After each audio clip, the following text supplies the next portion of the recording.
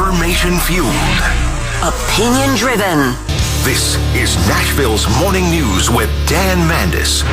And so, my fellow Americans, we talk news. 8:09, Nashville's Morning News on Super Talk 99.7 WTN. Welcome on into the fourth and final hour of Nashville's Morning News. By the way, if you missed the previous three, you can always check the podcast. You can always check the replay on YouTube, and we've done a lot this morning, and that does continue with our friend Mitch Silberman. Now, of course, if you have been listening for a while, you know that Mitch is co-founder of the nationwide nonprofit Jewish Republican Alliance. And Mitch, I wanted to have you on because I'm really interested in your opinion on Donald Trump's trip to the Middle East, because some of my Jewish friends, they have said that they weren't real happy with the president on a number of different things related to Israel and negotiating with some of these countries in the Middle East. So I wanted to get your opinion on it. A lot of victories there for America. What say you? Good morning, Dan. Thrilled to be here. Honored to be here. President Trump has shown in his first term in this one, he has assembled the most rabidly pro-Israel, pro-Jewish cabinet in probably American history. So him going to the Middle East, he's showing that he's on Israel's side, because what he's doing, he's trying to build coalitions. Israel's already on the team. He's already got Israel's back. Israel has our back. And now he's doing kind of what he did with the Abraham Accords. He's getting more and more Arab countries on board to really isolate Iran, who's the biggest threat in the Middle East. So I think it was a big win. And don't doubt this man. He's a 3D, chess kind of a guy, and he thinks way ahead, and he thinks so much out of the box. So he's earned our faith and trust in how he feels about Israel. And also, he's the peace president. He wants peace. He's made it abundantly clear. Well, in the news today, of course, I've been talking about this all day with President Trump's Golden Dome, and that is actually a peace move. I mean, that peace through strength, that is part of what I would say the epitome of peace through strength is a really good defense, because what you're doing is you're signaling to those enemies, and make no mistake, the enemies of Israel are the enemies of America as well. And it's signaling to all of those countries that you're not going to be able to attack us. I think personally, what you're saying does make a lot of sense. Do you think there's a possibility that part of what the president is wanting to do is to extend the Abraham Accords out to other nations as well? Oh, absolutely, Dan. I mean, listen, he had the brilliant approach with the Abraham Accords to say, we're not even going to put a seat at the table for the Palestinians. He went around them, and it worked. The only reason he didn't get the Nobel Peace Prize is because of Trump derangement syndrome. Yeah. And also, take a look at the way he was received when he went over to the Middle East, Dan. He literally was treated like royalty. They rolled out a red carpet, a purple carpet, a whole cadre of camels. They even had the McDonald's truck waiting for him. The Middle East, for them, weakness is a provocation. They know this man is strong. They do fear him, and they deeply respect him. He is the ultimate strong man, and they know it. Have you heard, Mitch Silberman, by the way, joining us, have you heard, Mitch, about any sort of, consternation, some issues between President Trump and Benjamin Netanyahu? I have. I mean, you don't know what to believe anymore. You hear the grumblings, mostly people on the left, and sadly, Dan, you and I have spoken about it.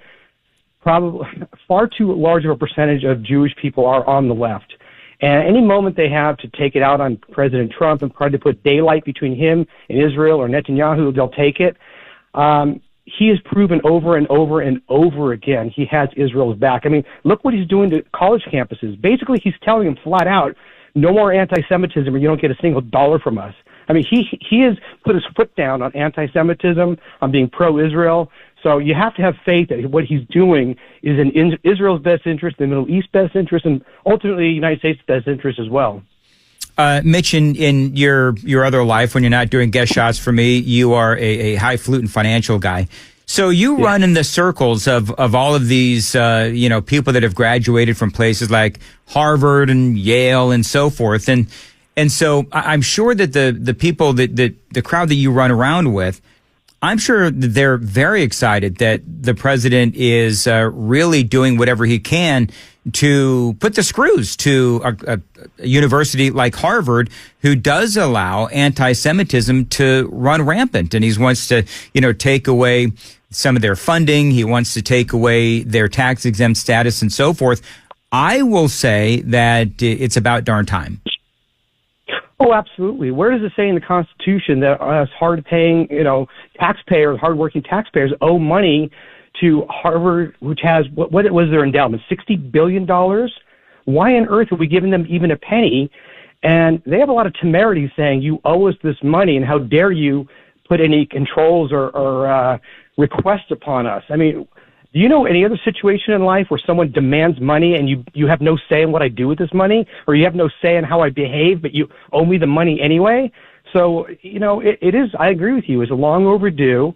Listen, we've talked about this, Dan. If the campus was filled with KKK members, the whole world would come down on them. But because it's only Jews, they look the other way. It's really frightening. Mitch Silberman is joining us on Super Talk 99.7. Got a couple of more issues to discuss right now, though. We've got a lot going on the roadways. Joan Jones and, is Joan doing the traffic this time, or is it the random traffic reporter from Pennsylvania is doing our traffic now on WTN? Thank you. 8:15, Nashville's Morning News on WTN. Your weather today, a high of 80 degrees and possible showers as well. All right, Mitch Silberman. Let me ask you this question. And for folks that are just joining us, Mitch is co-founder of the nationwide nonprofit Jewish Republican Alliance. So President Trump is making overtures towards Iran.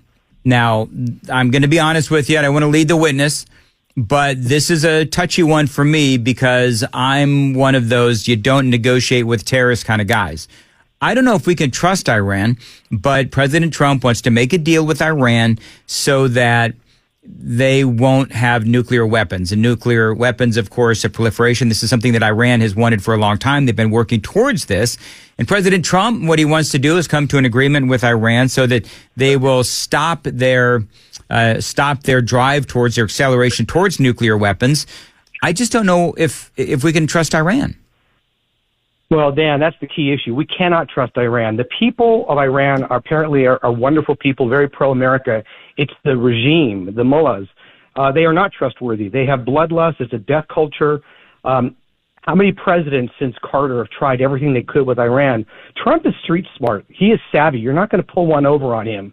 So we have to give him a little leeway in his approach. But he said just the other day, I'm sure you heard it, Dan, he said something about he had very harsh language, like they cannot and they will not get nuclear weapons or they'll find out. I mean, basically it was a diplomatic way of saying F-A-F-O. So again, he's earned our trust. Yes. What's his approach? I don't know, but every previous approach really has not worked, has it? Nope. And we'll have to see what happens with Iran. That's going to be something that I'm definitely going to be watching. I mean, let's be honest. Iran was behind the Hamas attack on Israel because Iran funded it and their military helped to train Hamas in the attack. So I don't know. That's a tough one for me. I want to play an audio bite from you. I should say from Tim Walz for you. And Tim Walz, of course, everybody knows who he is.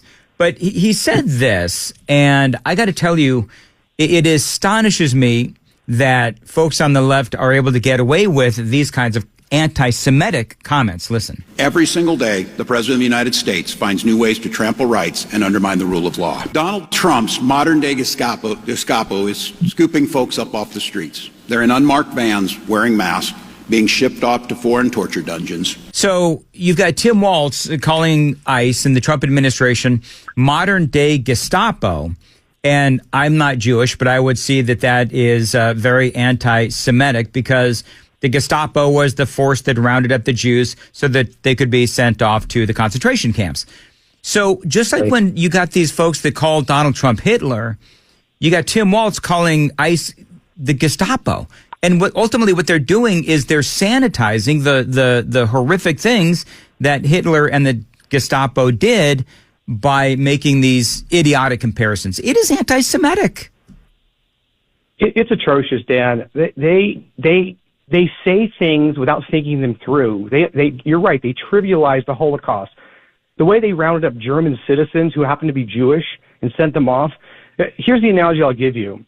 Everyone on the left says, oh, these poor immigrants, the migrants. And here's the analogy I'll give you, Dan. Imagine reading in the newspaper that these horrible policemen are pulling over drivers and arresting them. And I would say, wait a minute, you left out a word. What's the word? Drunk. Yeah. They're leaving out the word illegal. Yep. They're just migrants, and we're not rounding them up. They're not here legally. And many of them are criminals. You could debunk everything he said. He's just flat out incorrect and probably lying as well.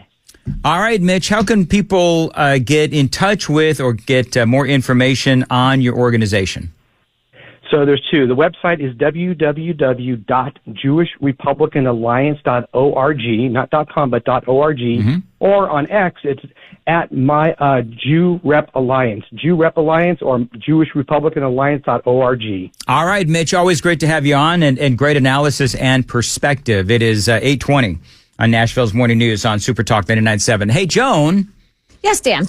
I want to play you this. I'm looking at, let me repost this. I'm going to repost this. So, of course, I don't know. I'm on like this one-man campaign against Afton Bain. Oh, yeah. And so she has posted this. I don't know when this is, but Andy Ogles has reposted this video of Afton Bain. By the way, State Representative Afton Bain. Okay, this is great. We've got our girl squad, and we're bullying the ICE vehicles and state troopers. So this is a win. Your favorite blonde state rep. Her phone's always at 1%. My favorite blonde state rep is not Afton Bain. I'm actually trying to think of any state reps that are blonde. I have no idea. But they're going out, the girl squad, in this video. They posted this obviously to Instagram or what have you. Yeah. I think my superlative is most likely to always have her phone at 1%. So. And they're just having a great time. I mean, they're having a great time breaking the law. Breaking the law.